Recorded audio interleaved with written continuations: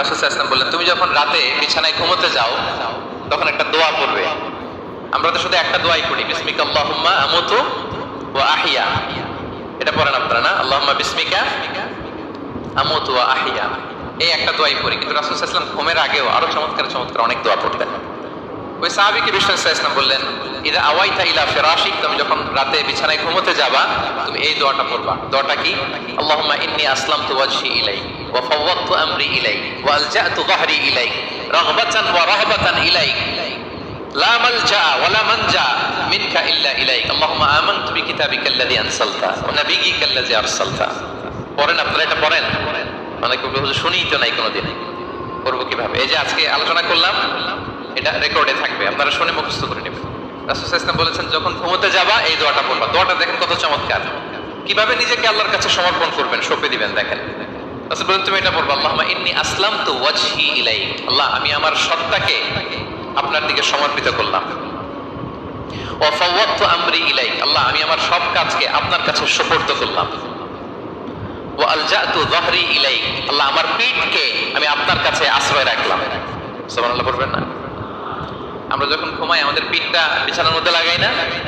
আল্লাহ আমার সত্তাকে আপনার কাছে আমি সমর্পিত করলাম, আল্লাহ আমার সব কাজকে আপনার কাছে আমি সঁপে দিলাম, আল্লাহ আমার পিঠটাকে আপনার কাছে আমি আমানত রাখলাম। লা মালজা ওয়া লা মানজা মিনকা ইল্লা ইলাইক, আল্লাহ আপনি ছাড়া আশ্রয় দেওয়ার কেউ নাই, আল্লাহ আপনি ছাড়া আমাদের মুক্তি দেওয়ার কেউ নাই। আল্লাহ আপনি যে রাসূল পাঠিয়েছেন সে রাসূলের প্রতি আমি ঈমান আনলাম। আল্লাহ যে কিতাব আপনি আসমান থেকে পাঠিয়েছেন ওই কিতাবের উপর আমি ঈমান আনলাম। সুবহানাল্লাহ পড়েন। বিষ্ণু সাল্লাল্লাহু আলাইহি ওয়াসাল্লাম বলেন যখন কেউ এই দোয়াটা পড়বে রাত্রিবেলা, ফাইন মিত্তা ওই মিন লাইলাতিকা, ওই রাতে যদি তুমি মারা যাও, মিত্তা আলাল ফিতরা, তুমি ফিতরাতের উপর মৃত্যুবরণ করবে। ওয়া ইন আসবাহতা আসবাহতা ওয়া ক্বাদ আসাবতা খাইরান কাসীরা, আর যদি রাতে মৃত্যু না হয় তুমি বেঁচে যাও তাহলে ওই দিনে তুমি প্রভূত কল্যাণ লাভ করবে। সুবহানাল্লাহ।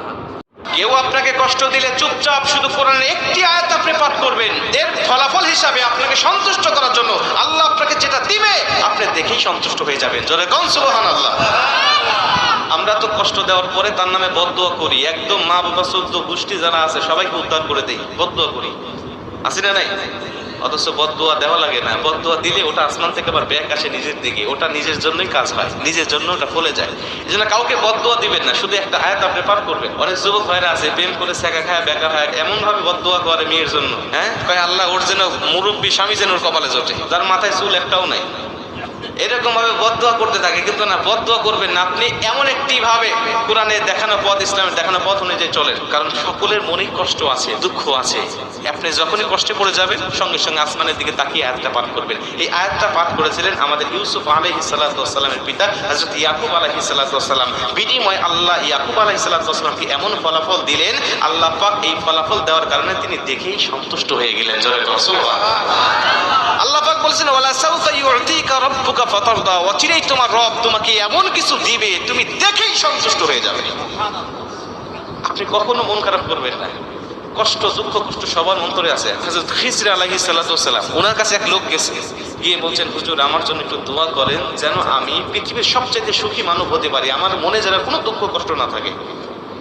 খিজর আলাইহিস সালাতু ওয়াস সালাম বলছেন, বুখারীর তার নাম আছে খাজির, তিনি বলছেন দেখো তোমার জন্য আমি এভাবে দোয়া না করে তুমি আমাকে সুখী মানুষ একজন দেখাও যার জীবনে কোনো কষ্ট নাই, ওই মানুষের মতো তোমার জন্য দোয়া করবো যেন আল্লাহ তার মতো তোমাকে বানায় দেয়। তিনি খুঁজতে লাগলেন সুখী মানুষ কোথায় আছে দুনিয়াতে যার কোনো কষ্ট নাই, সব দিক দিয়ে পরিপূর্ণ, খুঁজে আর পাচ্ছেন না। হঠাৎ একজন মানুষ তাকে খবর দিলেন অমুক এলাকায় একজন ব্যক্তি আছে যার জীবনে কোনো কষ্ট নাই, শুধু সুখ আর সুখ, তার কাছে যাও দেখো না আমার কথা অনুযায়ী সত্য কিনা। তিনি গিয়ে বলছেন ভাই আমি তো আসলাম আপনার খবর পেয়ে, আপনি কি সত্যি সুখী, আপনার মনে কোনো কষ্ট নাই? তিনি বলছেন হ্যাঁ আসলেই আমার মনে কষ্ট নেই, কিন্তু এমন একটা কষ্ট আছে যেটা মানুষের মাঝে প্রকাশ করতে পারি না। কি কষ্ট? বলছেন আমার স্ত্রীর সাথে আমি শারীরিক সম্পর্কে দাম্পত্য জীবনে আমি খুবই অসুখী, এটা মানুষকে বলতে পারি না বিধায় মানুষ জানে না, কিন্তু ভিতরে আমিও অসুখী, বাহির দিয়ে মানুষ ভাবে আমি সুখী। মানে পৃথিবীতে সকল মানুষ কোনো না কোনো দিক দিয়ে আল্লাহ ছোট খাটো করে রেখে দিয়েছে, কষ্ট রেখে দিয়েছে। পরিপূর্ণ সুখ আল্লাহ দুনিয়াতে কাউকেই দিবে না। পরিপূর্ণ সুখ পাওয়ার জন্য আল্লাহ রেখে দিয়েছে কমপক্ষে 10টি পৃথিবীর সমান একটি করে জান্নাত। জোরে কোন সুবহানাল্লাহ। আপনি আয়াতটা পাঠ করবেন, ইন্নামা আশকু বাসি ওয়া হুজনি ইলাল্লাহ, সূরা ইউসুফের 86 নম্বর আয়াতের শেষ অংশে আছে। এই আয়াতটা আকাশের দিকে পাঠ করে ইয়াকুব আলাইহিস সালাতু ওয়াস সালাম যখন আকাশের দিকে তাকিয়ে যখন এই আয়াতটা পাঠ করলেন, যে আমার সন্তানকে 11টা ভাই বলছেন যে বাঘে খেয়ে ফেলেছে, কিন্তু আল্লাহ আমি তো জানি না আসলে কি হয়েছে। আল্লাহ তোমার কাছে বিচার দিলাম, সন্তানদের কোনো বিচার করলাম না। আল্লাহ ফলাফল হিসাবে তার সন্তানকে মিশরের খাদ্য মন্ত্রী বানাইয়া তার কপালে তার কোলে ফেরত দিলেন। জোরে বলেন সুবহানাল্লাহ। এজন্য দুঃখ কষ্ট আসবেই, এটা নিয়ে মন খারাপ করা যাবে না। আল্লাহ আমাদের সঠিক বুঝদান করুন। জোরে বলেন আমিন। আমরা তো শুধু একটা দোয়াই করি, বিসমিকা আল্লাহুম্মা আমুতু ওয়া আহইয়া। এটা পড়েন আপনারা না, আল্লাহুম্মা বিসমিকা আমুতু ওয়া আহইয়া, এই একটা দোয়াই করি। কিন্তু রাসূল সাল্লাল্লাহু আলাইহি ওয়াসাল্লাম ঘুমের আগেও আরো চমৎকার চমৎকার অনেক দোয়া পড়তেন।